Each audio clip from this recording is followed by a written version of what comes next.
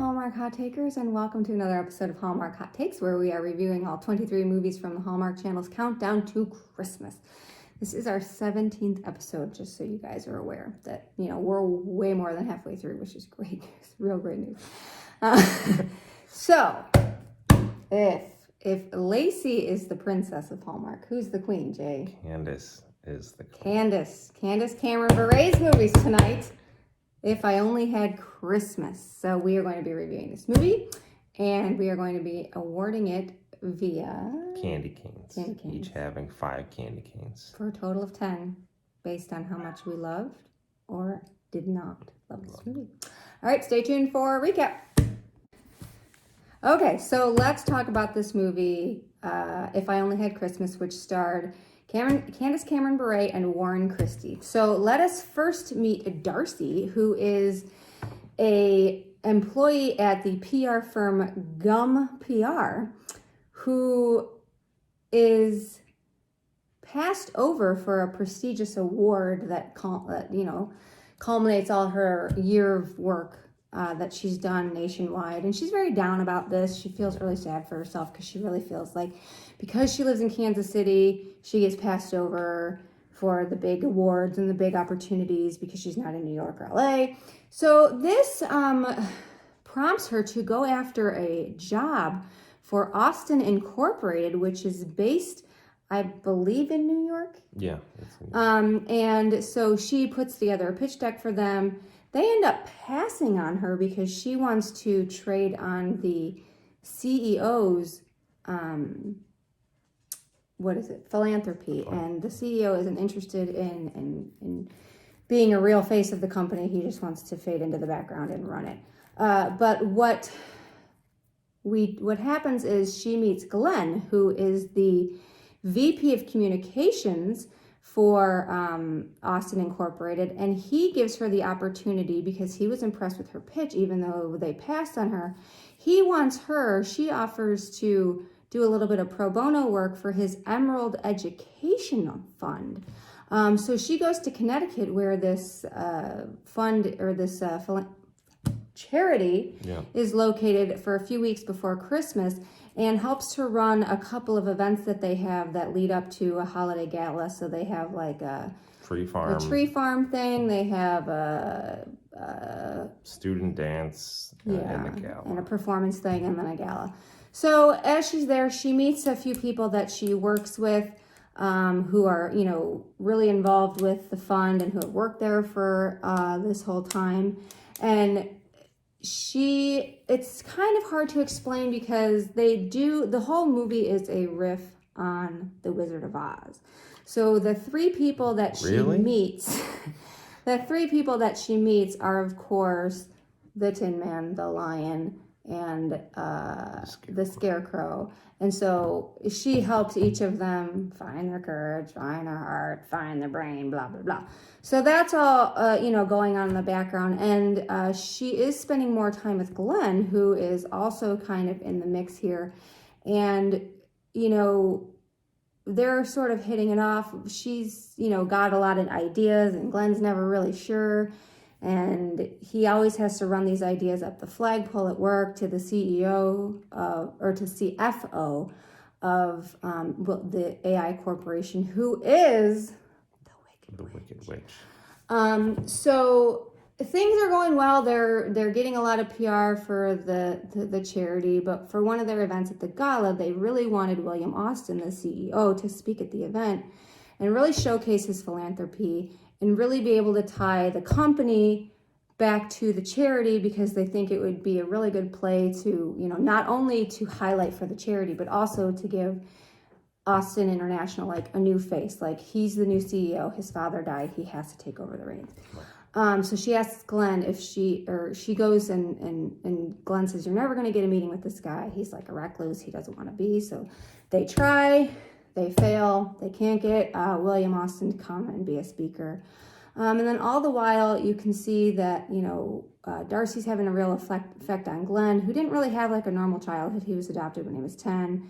And he's kind of getting into the whole thing that she's doing with the kids and being more charitable and blah, blah, blah. And this all culminates in, like we said, this gala event where they have the kids perform and talk about teachers and how great they are and da-da-da-da-da. And at the end, Darcy says, hey, Glenn, you work for Austin International. You should go up and give a speech and just, put a face on it. So Glenn says, you know what, sure, I'll do it. So he goes up there and he says, everybody's so wonderful and all these people are so great. And oh yeah, by the way, I'm William Austin. Does not go well with Darcy, who feels like she was lied to. Because she was. Right. So she hightails it back to Kansas City. Of course. The Austin of the Midwest. So, of course, after a while, Glenn follows her. He apologizes. He's going to open up.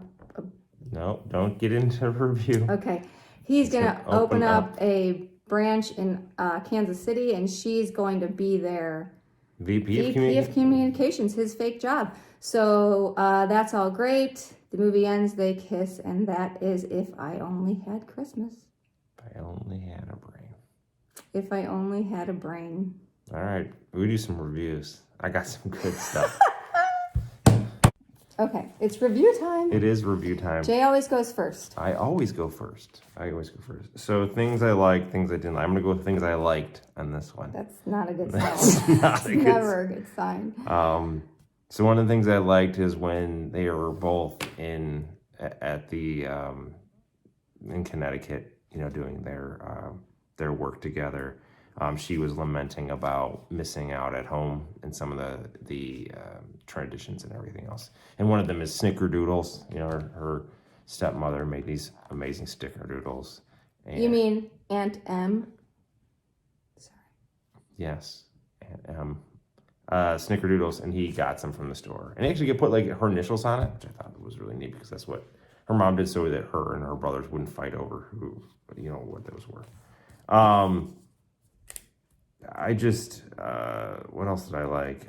I like there's a part, and he's like, they show up at the Emerald educational place, and she's like talking to her stepmom and her dad. She's like, yeah, he probably won't be around. This Glenn won't be around. And then she walks in there, and like a Bond villain, he like spins in the chair. And then she even mentions it's like you're a small animal and a bald head away from being a villain from an action movie. So I thought that was really cool.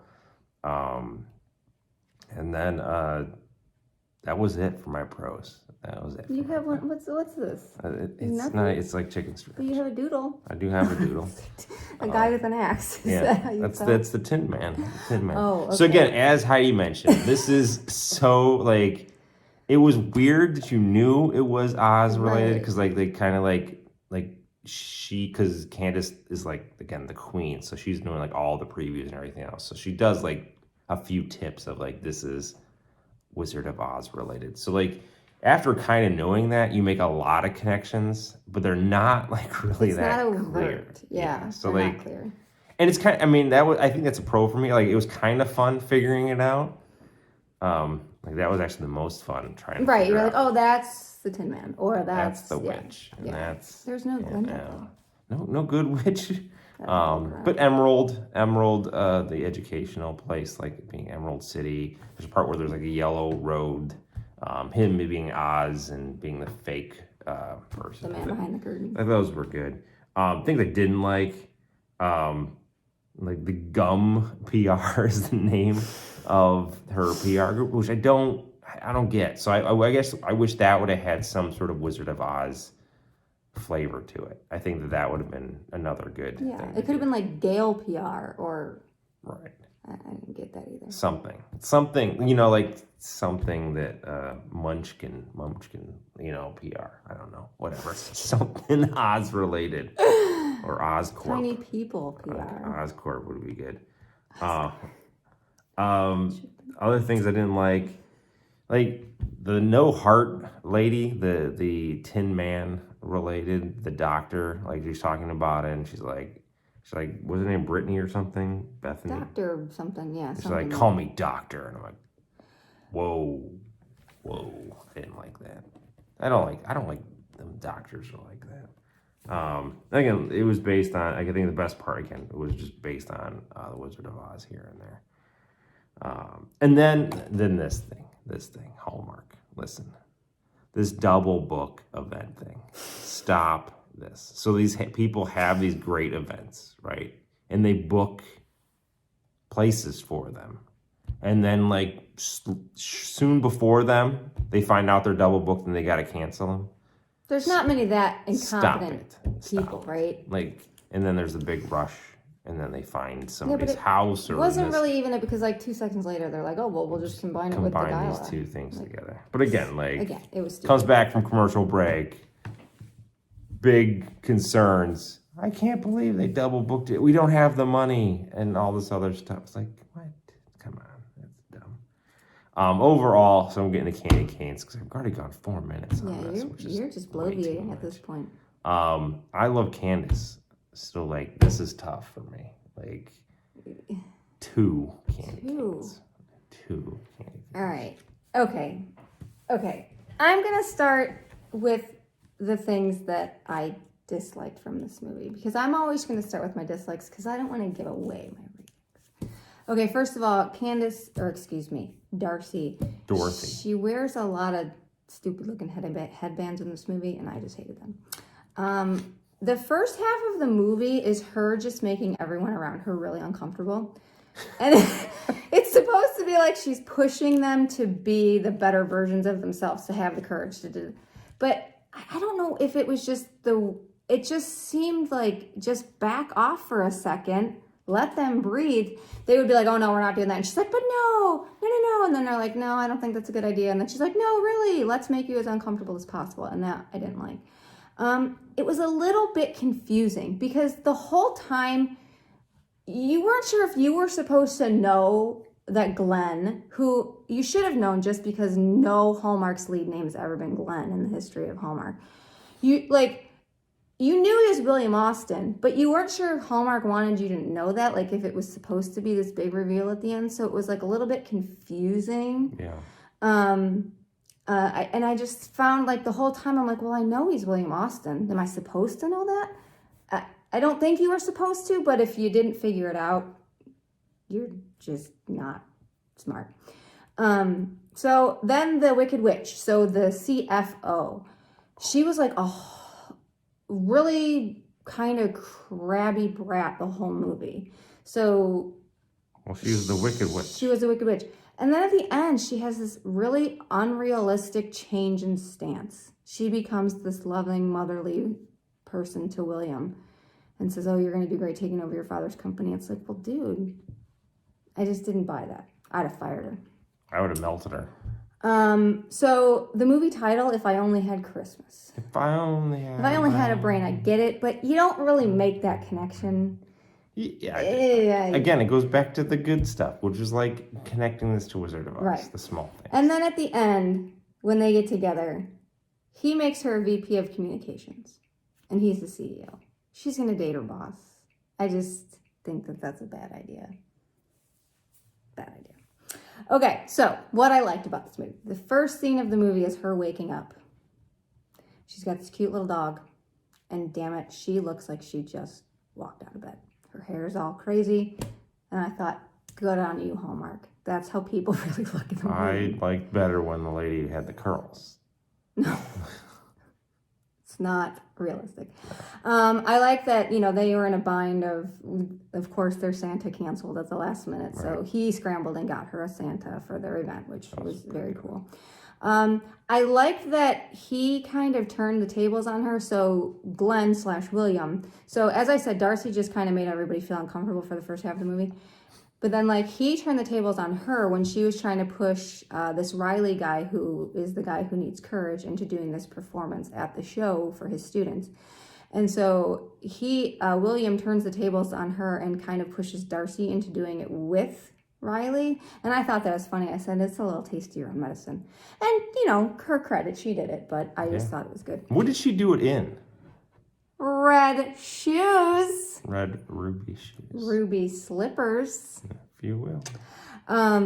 When William came out at the end after the big reveal and Darcy runs off the stage and is upset, he comes out and he's trying to explain to her and he's very upset. And he's like, there's tears in his eyes. And he's almost crying. And I just thought, well done to what's this guy's name. I forget his name already, but good on you. The acting was great. I loved it.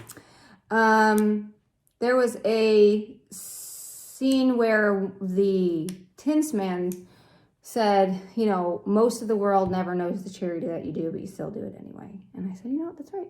Most of the world will never know what a great person you are, but you're still a great person anyway. So I just thought that was great. And then I liked Darcy's rapport with her brothers in the beginning of the movie. I thought that was really cute. And then the Tin Man. See, I had a problem with the Tin Man thing because they kind of made her out to be like a hard-nosed kind of, you know, like business, and she didn't really have a lot of like warmth. But actually the Tin Man in the movie, he wasn't a jerk. He wanted a heart. He wanted to feel. He didn't know how to. He wanted to feel. And I kind of felt like they kind of screwed that up a little bit because it wasn't like she had to teach her how to have a heart. It was that she wanted to feel more and be more. So I just thought that was a bit of a mess. So overall, there were things that I liked, things that I didn't like. And again, I started liking this movie more towards the end because like the whole beginning, it was confusing. I wasn't really sure where they were going. And I do like Candace. I really do. Oh, that's why I gave it 2 candy canes. So I am going to give this movie... Are you ready? We're at the 10-minute review part. Go ahead. Too fast. 3.5 candy canes. 3.5 candy canes. Yeah, 3.5. So 3.5 plus 2. 2 is 5.5. 5.5 candy canes. It's not great for Candace's movie. No, she's not going to be the queen for too much longer. Yeah, she will. All right, we're going to come for previews. So what's next, Tide? All right, so the next movie that we are going to review is Christmas in Evergreen, Bells Are Ringing. For those of you not familiar, this is the 4th Christmas in Evergreen movie that they have run. So this is going to be very interesting because there's some history here that we're going to have to contend with. So this is starring Holly Robinson Pete. Any hanging with Mr. Cooper fans out there? Yes. And Rukia Bernard. It's going to be great. Super excited. Do you know she's married to Rodney Pete, quarterback of the Detroit Lions back in the 90s? I do now. Did you know that? See the things you learn? Fun fact. Hallmark hot takes. Hashtag. So this is the 4th movie in this series. Exciting. Bye, everyone.